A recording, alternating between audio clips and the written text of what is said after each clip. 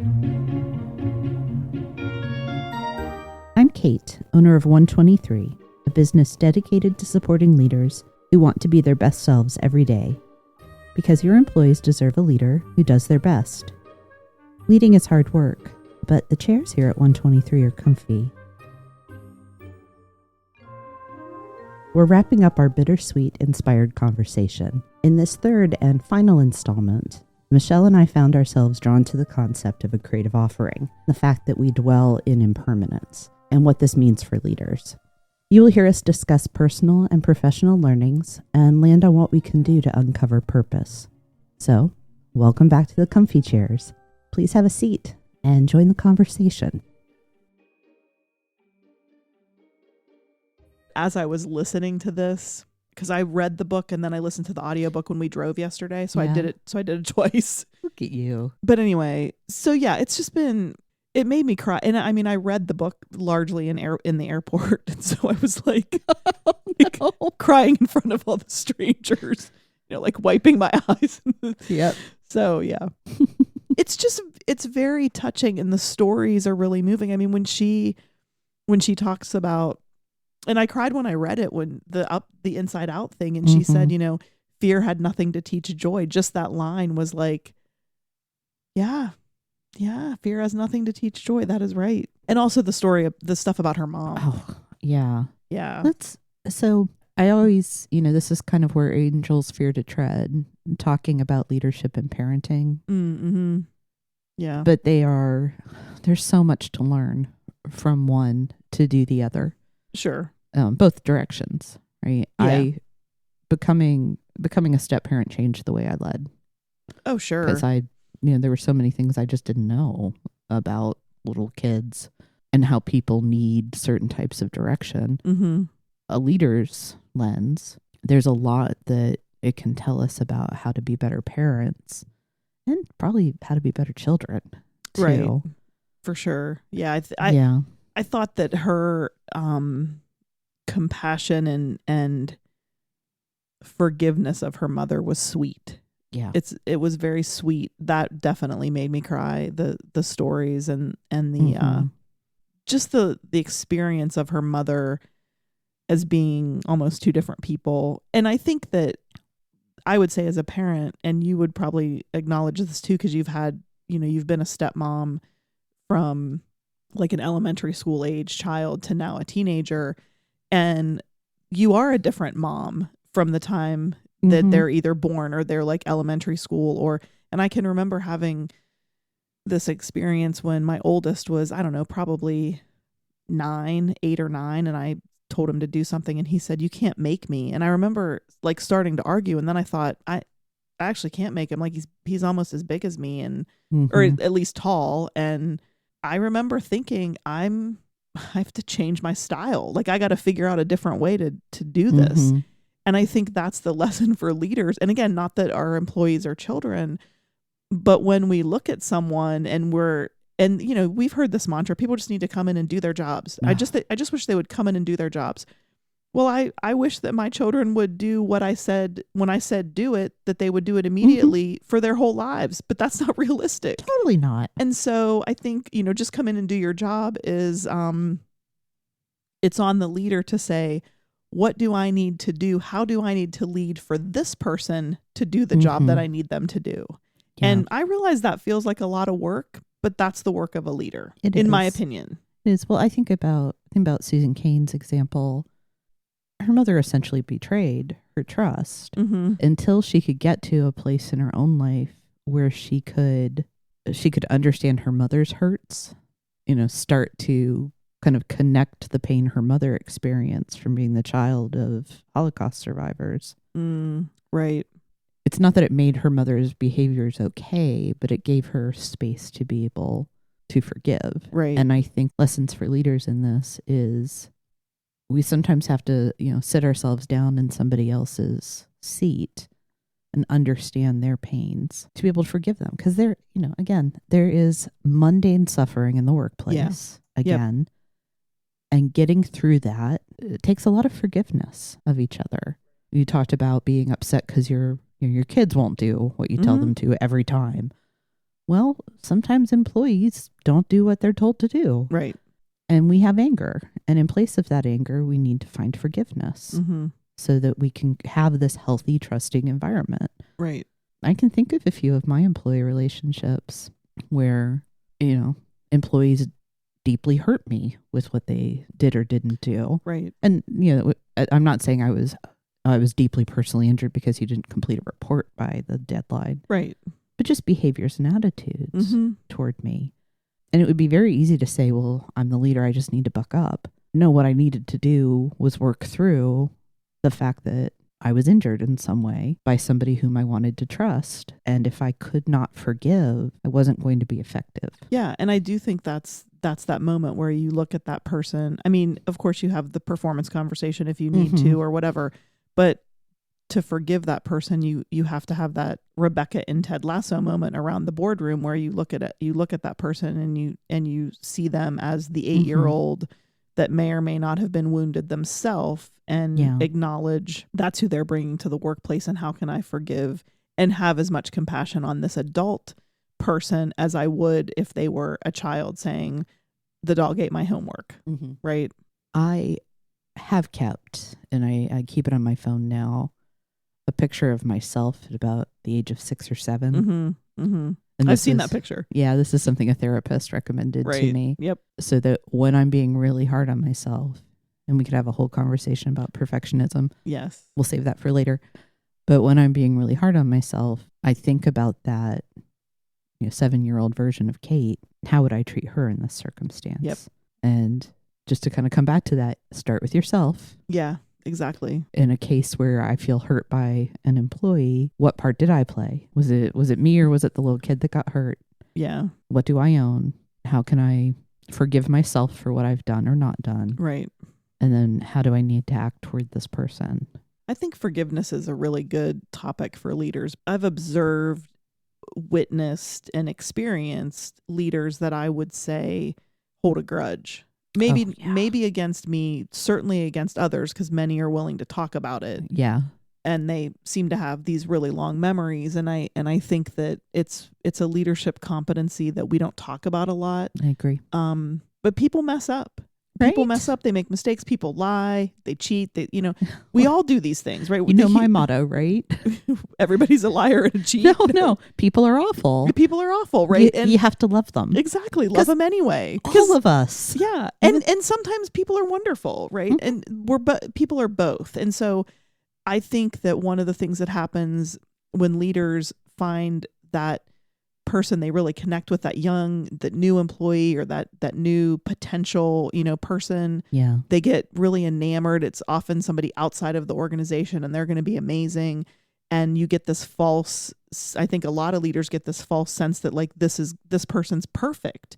And so young people often are promoted, they get this rise, they're the superstar, and then they do the thing because the people always do the thing, right? And then all of a sudden, like the leaders say, well, what happened to that person? We thought they were the shiniest of shiny. And all of us are dulled at some point. And I've seen, you've seen it too, young people's careers just fizzle because you came in presenting as the shiniest object. And then all of a sudden you're kind of dimmed. And well, you're right. You've got to forgive people for error, for just being human. Yeah. Because people. It's where the people work. Where's there going to be leadership failure? Oh, where there's leaders. Yeah. Right. But I think what you want, or what I would want, for anybody that worked for me, is the feeling of, oh, I've made a horrible mistake, and I'm not going to have a black mark against my name. Right. There may be consequences to my error, depending on what it was, but they will be just, commensurate with the error, and then we'll move on. Yeah.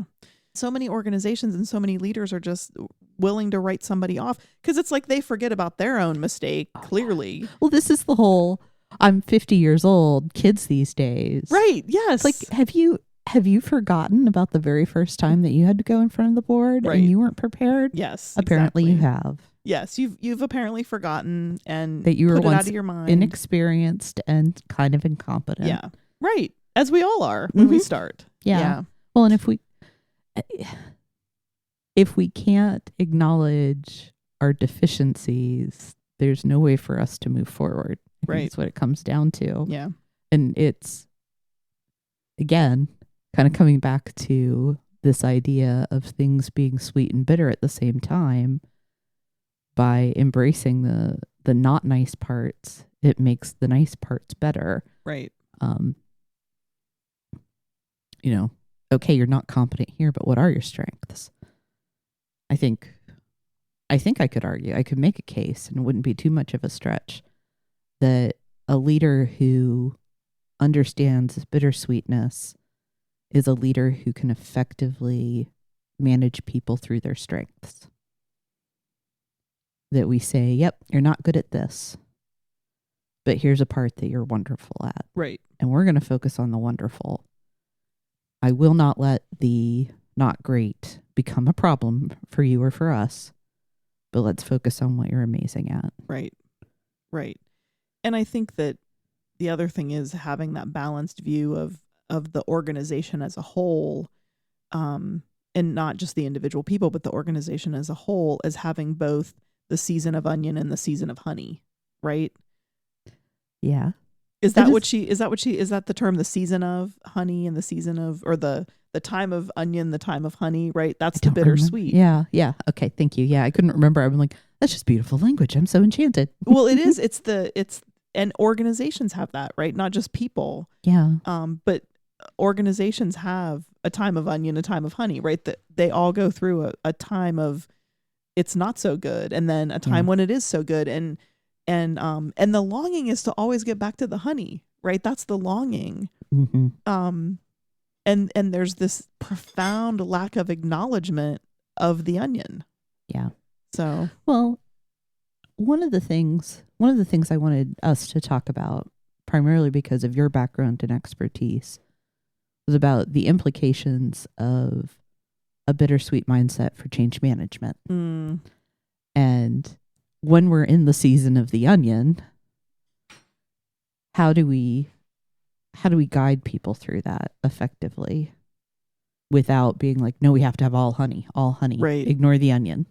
Well, I think that the inclination during change, and I'm working on like a tech implementation, as many changes are, that's a part of it, right? As you're implementing some kind of an EMR or a ERP system, and the guiding thought around communicating to the people that are going to be the recipients of this change, whether it's the process, the technology, and most often both, the guiding kind of conversation around the change is tell them the benefit. We got to tell them the benefit, like how this is going to benefit them. Mm-hmm. And I feel like my job as a change management leader and expert is to remind people, but it's also going to harm them. Mm-hmm. Well, it's not going to harm anybody. Well, they'll feel that way. Yeah, okay. They will have loss. They will have loss. And so we have to acknowledge with any change, there is both onion and honey. Any change, right? Mm-hmm. Even the change that you want, even the change that we're paying a bazillion dollars for, even the change that is going to ultimately keep us in business, which is why you would do something like this. And leaders regularly do not want to talk about that. They're afraid of the negative. They're afraid of the bitter. Mm-hmm. That's the bittersweet.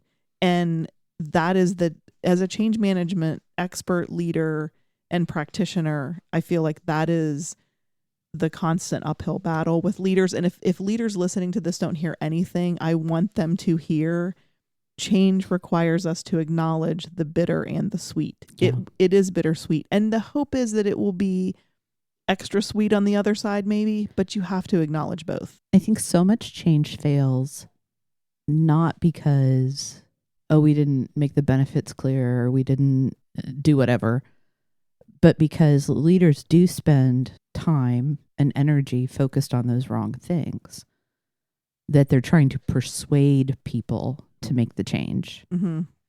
And leaders are not there to persuade. I mean, that's what marketers do. Right. Right? Right.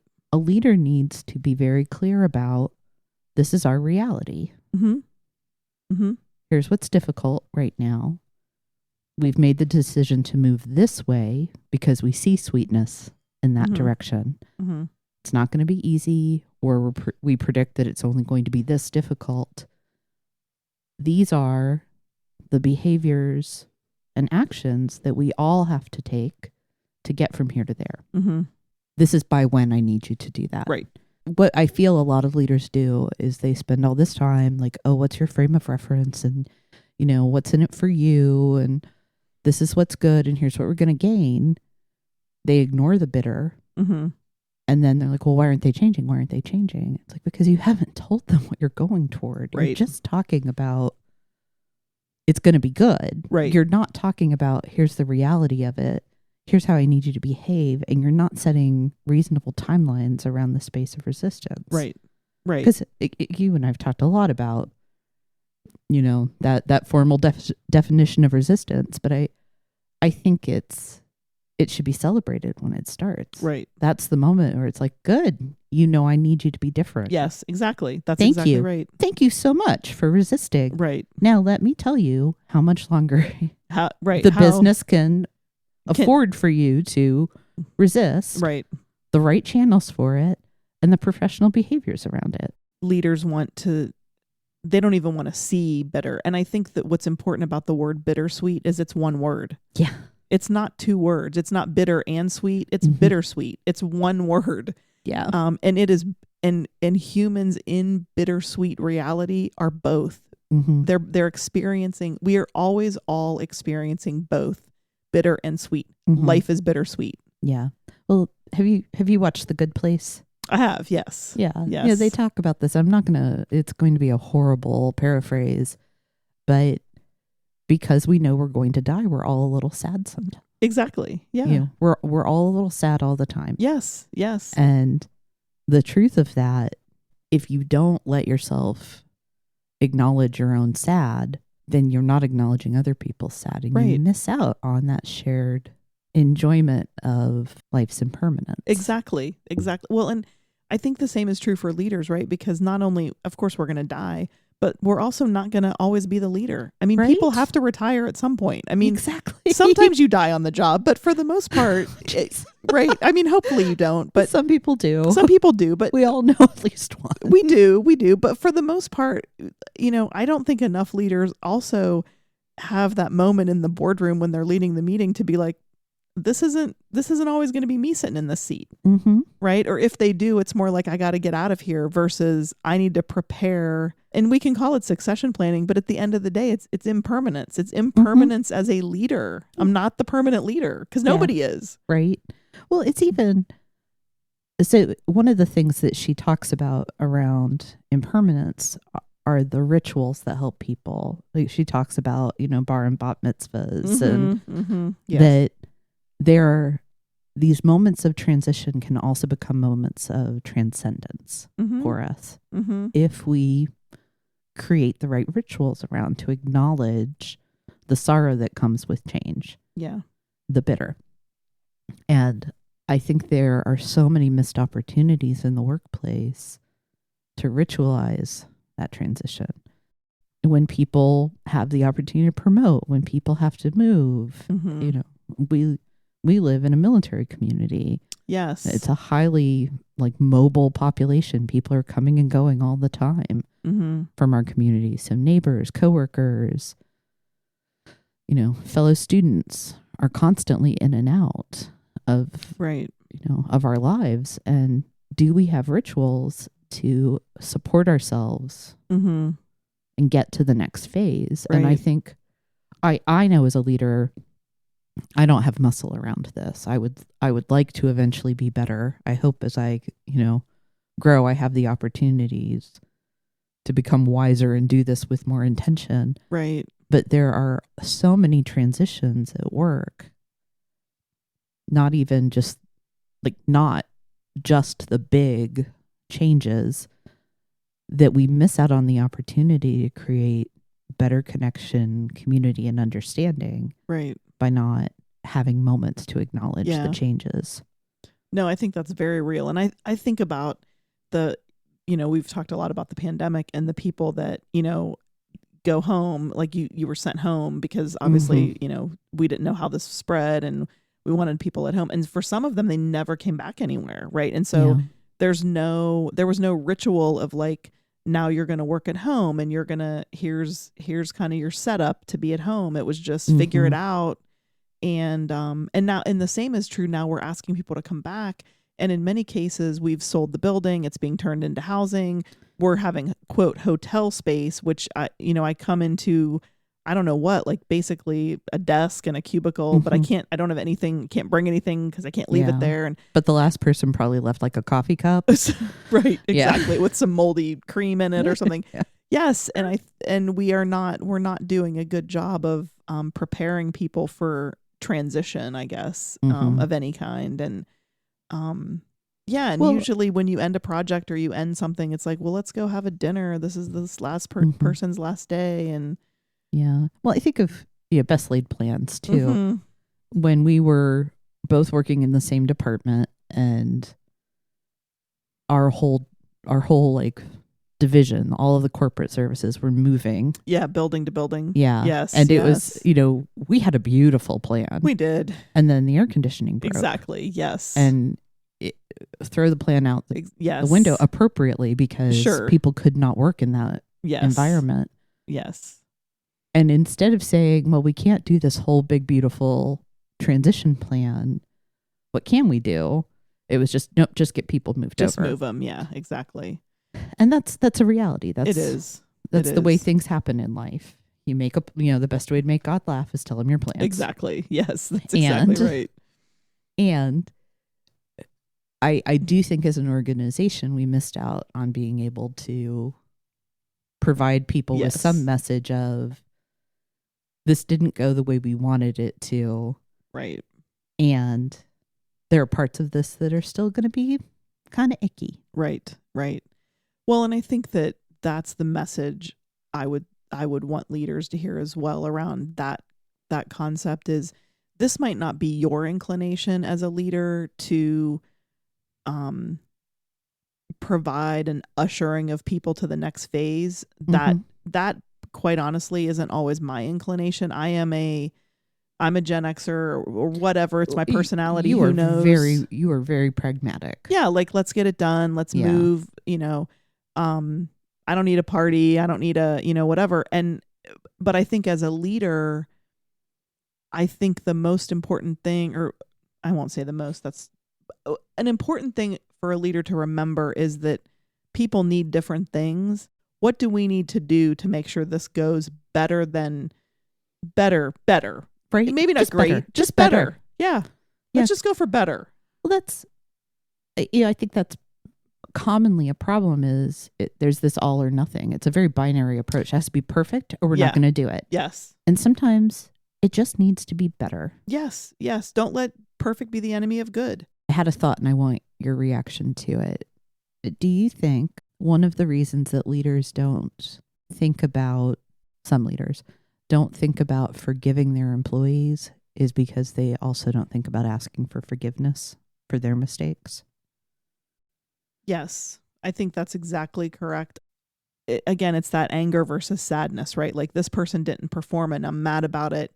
And so I'm telling the person that I'm mad about it. And then I'm going to hold a grudge about it because I think they're now a low performer, right? Versus I had an expectation that this person perform. They didn't perform. That's a performance problem. But as their leader who has a relationship, it also hurt me. And so I have to address the performance issue, but I also have to forgive the pain that it caused me. I don't think leaders acknowledge that it caused them pain. That's what I think. And then I also think that conversely, you're exactly right, that I make a mistake as a leader. Maybe someone points it out to me, but I don't ever, I say, oh, I'll change then. You're right. I'll work on that. But I don't ever move into empathy of, I made that mistake as a leader and I hurt somebody. Yeah. And so I'm going to ask you for forgiveness. There's an acknowledgement of I performed badly. Same thing, right? It's a performance issue. I performed badly. I'll work on that versus I performed badly. because I have a relationship with these people, it also caused them pain. And I'm sorry for that. Please forgive me. Have you ever had a leader apologize and ask for forgiveness of you? I've had a leader apologize. I've not been asked for forgiveness. I've had a leader apologize with excuses. I'm sorry. I forgot I was supposed to do that. I'm sorry. I'm sorry you felt that way. Yeah, that's my favorite. Yeah. But yes, so I have had people apologize to me. I haven't had people acknowledge, and that must have hurt you.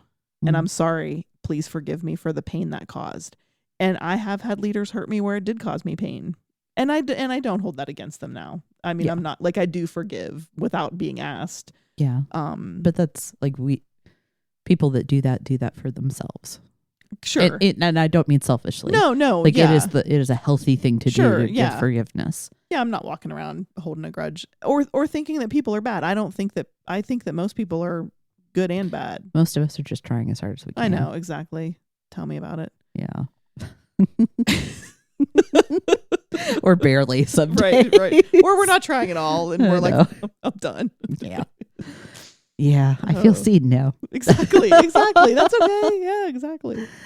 Yeah. So, okay, compassion. Let's talk about compassion and empathy and bittersweetness. For sure, big leadership skills, competencies that are necessary. And I also think as a leader, I want to have those. I want to have compassion. I want to have empathy. I had a therapist say to me one time, though, I have these moments where I don't want to work around or with certain people because they're not kind. They're prickly.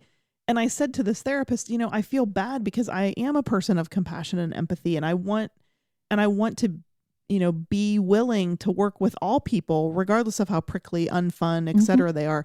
And because I acknowledge that these people behave this way because of their wounding, right? They've been wounded and I want to be compassionate about that. And he said, well, I appreciate that. Like, it's not their fault is what you're saying, right? It's not their fault that they behave this way. And I said, yeah. And I want to be compassionate about that. And he said, well, think about a rabid dog. Like, it's not the dog's fault that it has rabies, but you're not going to go pet it.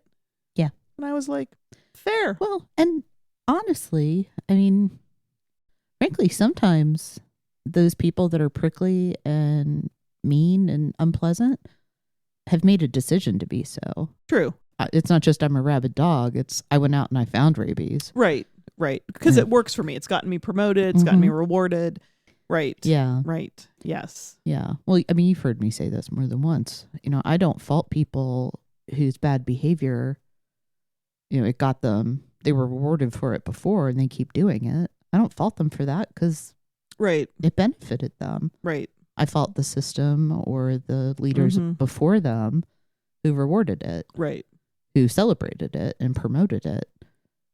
But when they get the feedback, when they become aware of, hey, you're not fun, you're a jerk, you're prickly, right. You fill in the blank, and they make no change, then the fault is theirs. Yes. And I would say where the compassion comes in is when, and we experienced this in some of the training that we got, when the leader, as coaches, like we're getting trained to be coaches, to be executive coaches, when the leader is told this is no longer working for you, and their blinders come off and they realize, wow, this worked for me for a lot of years and now it's going to take me down. What helped me, right? That's where my compassion comes in, and I will engage with that person. And I want to, right? Because the same is true for me. When I discovered like the thing that you do that you think is just normal for you doesn't work for you anymore, I better do something about that, right? So I want to offer that same kind of compassion. But yeah, if you're a leader and you've heard that feedback and you choose to ignore it, I don't want to work with you. And you can still have compassion from a distance. For somebody that has not found the capacity and strength to change. Right. Because it's tragic. Yeah. The unwillingness or the inability to see. Yeah. Well, you've said this before. It's a blind spot because it's a blind spot. Exactly. You can't see it. I know. Exactly. And we shouldn't fault people for blind spots. Right. But when then you are responsible Yes. for making a decision about it. Yeah, exactly. Is it Maya Angelou who said, we do what we do until we know better, and then when we know better, we do better, or something? Or we at least should. Some kind of paraphrase of that. Paul wrote about, before they had the law, they didn't know. Right. Yes. I mean, she talks a lot about all the religious writings, and even some of the ancient mystic writings. Yeah, mysticism. Is so yes, it is fascinating. It is fascinating. I actually didn't realize, she kind of defines mysticism, and I didn't realize it was or at least it was viewed by the religious community as people trying to like bypass the religious leaders and go directly to God. Like that was kind of how she defines it a little bit. Yeah. I think it's a fascinating, we talked about anthropology earlier and sociology. I think it's fascinating that nearly every major religion has a branch of mysticism. Right. And it's one of my favorite quotes about kind of human nature comes from a mathematician, Blaise Pascal, who was a Christian.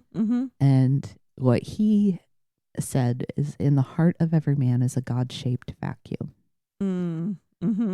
Which I think definitely ties to this longing. And, he was coming from a Christian perspective where he was talking about a Christian God. But I think regardless of what people believe, we have a space that we don't always acknowledge that's longing for something. Right. There is a vacuum. And nature abhors a vacuum, right? Right. What we have to do is fill that hole. Yes. And the question and the kind of our test, our trial is with what are we filling it? How do we fill that space? Yeah. Yeah, how do we fill the longing? Yeah. Right. Yeah. And I love in Cain's model that we fill the longing by creating and giving. Yeah. Yeah, creative endeavor, creative offering. Yeah. Creative offering. Yes. And it's the longing that provides the space for the creative offering, and it's the creative offering that provides the healing. Yeah. I think that's the loop. I am intrigued in her writing about her self-proclaimed agnosticism, and then what that means, the implications for her around this, especially having grown up as an Orthodox Jew.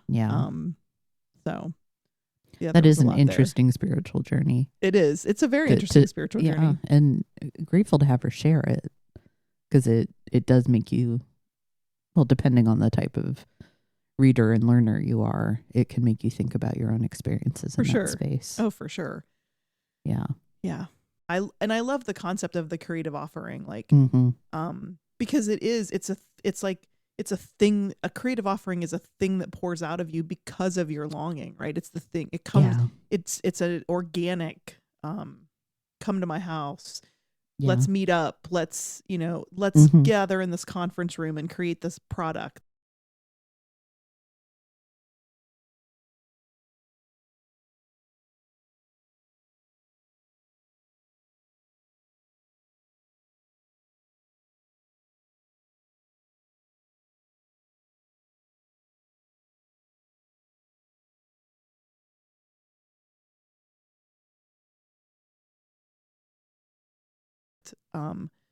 Let's talk about, how we can advance this work. So I'm trying to think of what else in the book I wanted to highlight. Is there anything else you wanted to highlight? Oh, I think we've covered so many interesting things. We have. Yeah, this book had a lot of good conversations about musicians. I mean, it started out with the whole, the cellist in Sarajevo. Yeah, and then her love of Leonard Cohen. Yes. But that whole, I'm going to listen to a sad song now. Yes. Well, and yeah, that's the premise, or the start of the book, right? Is just why do I feel, and that's one of the questions in the quiz. Why do I feel, or do you feel uplifted by sad music?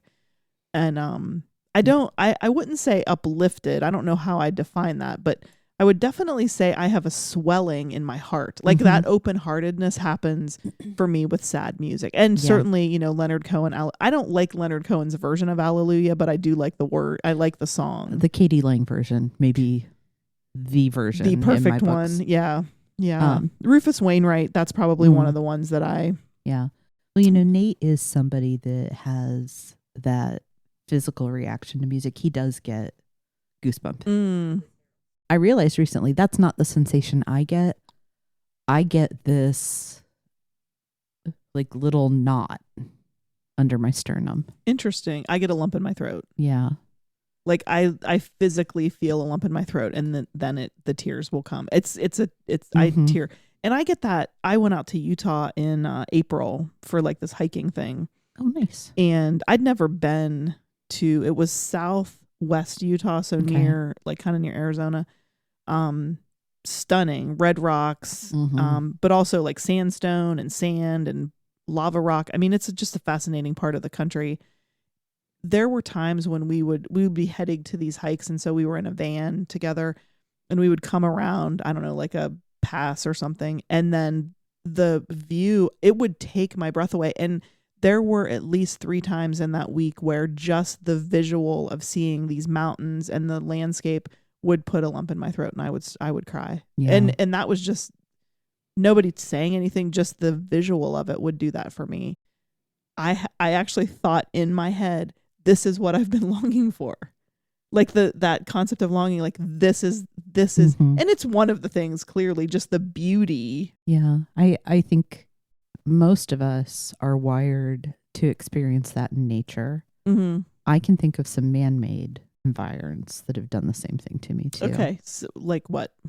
Being in London, the first time that I got to walk on Tower Bridge, that sense of a small person in a big world, a short life in the history of the world. Chihuly Glass does that to me too. I can see that.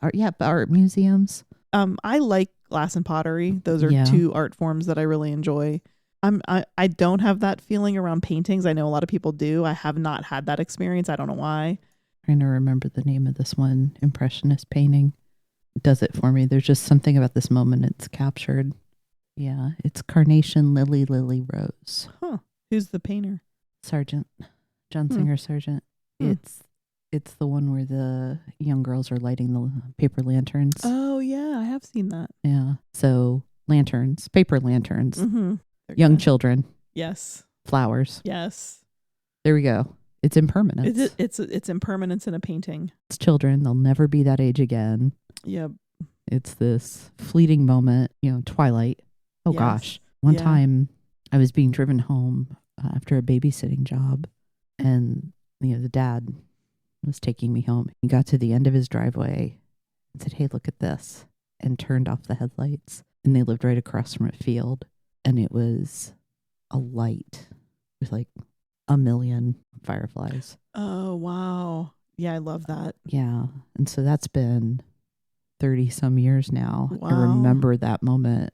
Yeah. This father gave me this gift. Right. This moment of beauty that will never happen again. This is a really cool thing, but there are nature gives us that, and sometimes human beings manage to recreate it too. And I think, since we're talking about leadership, I think leaders, what that father did for you, we have an opportunity as leaders, as the work goes along, to have that moment where we stop, turn off the lights, and say, look what we did together. Yeah. Right? We have that opportunity, and we so rarely take it because we move on to the next thing, right? Yeah. Which is most, if not all people would normally just drive by that field because they've seen it before. It's like, it'll be there tomorrow. She can see it another time, right? Yeah. Just moving on. But I think we have an opportunity to give people and organizations that gift to say, we're going to stop. We're going to say, look what we did. Respite. Yeah, exactly. Respite. Do we take that moment to catch our breath, to acknowledge what's come before and prepare ourselves for what's to come? Right. And the cruel irony of it is that so often we see it as a waste of time when the energy and the focus those little moments can give us makes up for any quote unquote lost time. Yeah. Well, and I think we have to stop telling ourselves that it takes too much time. And again, having to make it be perfect, you know? Yeah. Right. Yeah. Perfectionism is an evil in the world. It is. It really is. And I think according to at least Cain's, maybe one of her thoughts is it's kind of like a special brand of it in the United States. Like it's not, this is kind of cultural that we have as Americans, the rugged individualism. And I mean, we didn't even touch on the winners and losers. Oh, I know. Concepts. No, I know. Yeah, that was that somehow, you know, if you weren't successful, you're morally flawed. Like, what a horrible thing we've done to ourselves with that. Well, and it goes back to the sports thing, right? You know, somebody's going to win, somebody's going to lose, and we're going to gloat about it, or we're going to cry about it, or whatever, as opposed to just being like two teams came, they both did their job, somebody scored more points than the other, and we're all moving on. Yep. So let's celebrate the people that won and thank the people that lost for coming out to play. Exactly. Well, if we think about, talk about Ted Lasso again, the one episode where they come out and play against Man City, and it's just, there's a hot mess left, right, and center. Yes. And he's congratulating, Ted goes to congratulate the other manager, and the two of them meet each other on the field like equals and friends, even though that's the only exchange they have with each other. Right. And they both know what really matters is the young men we're working with. That's right. Off the pitch and on the pitch. Yep. Yeah. And that's what I think is, and I think that as leaders, that's another thing is I want to, the folks in my charge, or whatever language we want to use, the folks that are in my sphere of influence, I want them to have a quality experience and be quality people in the workforce and out of the work, out of the workplace, in the workplace and out of the workplace. Yeah. Well, the way you talk about being a parent, I'm so glad that I got to encounter that before I became a stepmom, that the job of parenting is to put cool people out into the world. That's right. I believe that. I absolutely believe that. The job of leading is to help cool people do their best. Right. Exactly. How would you summarize the reading? How would you summarize the research? For me, there are two things that stand out. Well, maybe three. I'll go with three and we'll see if I can keep it to just that. I'll say I have a personal takeaway, an intellectual takeaway, and a professional. Okay. The personal takeaway is, as somebody who shares that bittersweet sensibility, it was a very affirming book for me. A lot of what she described, that kind of resonance and poignancy, is something I didn't have the language for before. It just felt very like, okay, here's somebody that has experienced some things in the world the way I have. So I'm very grateful to the book, to Susan Cain, for putting something out in the world that acknowledges folks like us.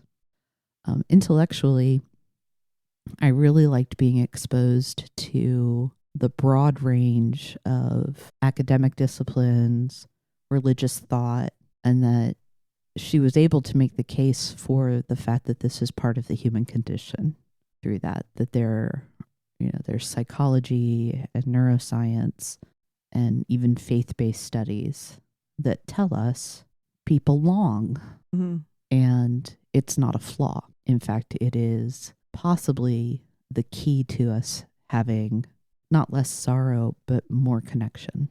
And then professionally, it's given me a framework to think about purpose, and specifically my own purpose while I'm trying to start a new business.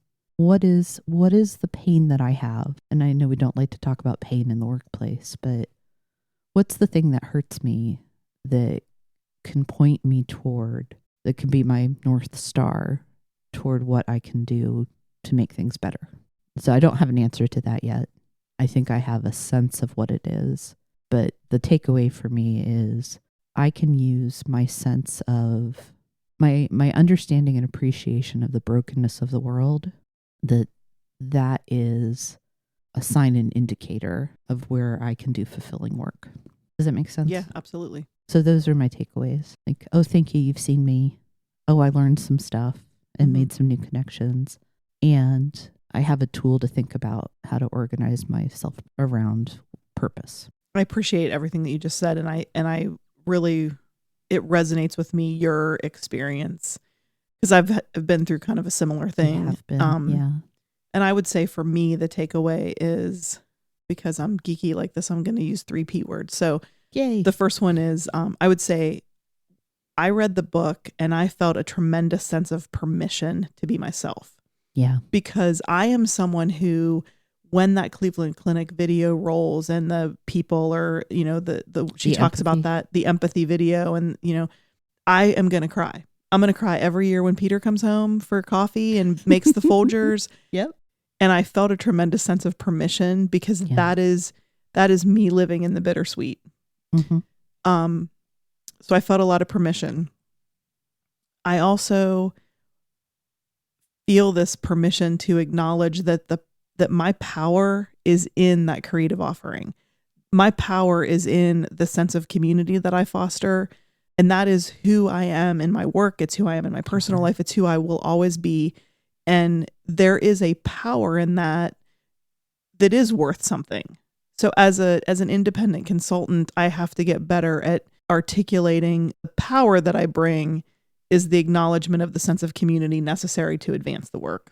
And because of those 2 things, in reading this book and what's gone on in the last, 3 years, and for me personally, the last couple of weeks, I feel like I'm on the precipice of something. Yeah. I feel like there is this kind of launching off period. Mm-hmm. So I really appreciate the opportunity to come and talk to you about this, because I haven't done that. I haven't done this kind of reflection in a while. And so I really appreciate that, because I do feel this permission to be myself, the power in who I am as a person, and feel the sense of being on the precipice of something, whatever the next thing is. So I would say in that summary, to thank you for the opportunity to both read this book and talk about it with someone who is hella smart, enjoyable to talk to, great conversationalist, ate the bread despite, the mistakes that were made. I appreciate you. So thank you. Oh, it's mutual, Michele. Thank you so much. Thank you. Thank you. Thank you.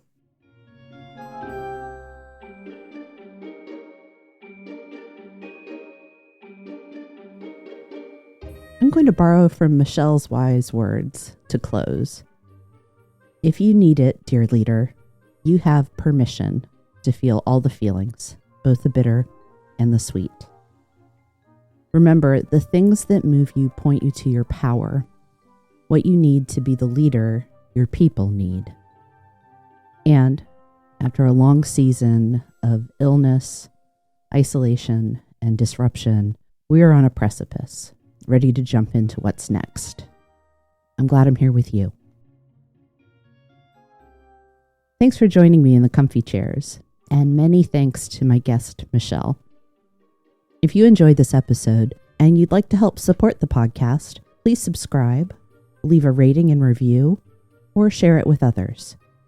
You'll find Comfy Chairs updates and other thoughts on leadership and learning on Instagram at 123 Limited. That's ONE23 LTD. Thanks again.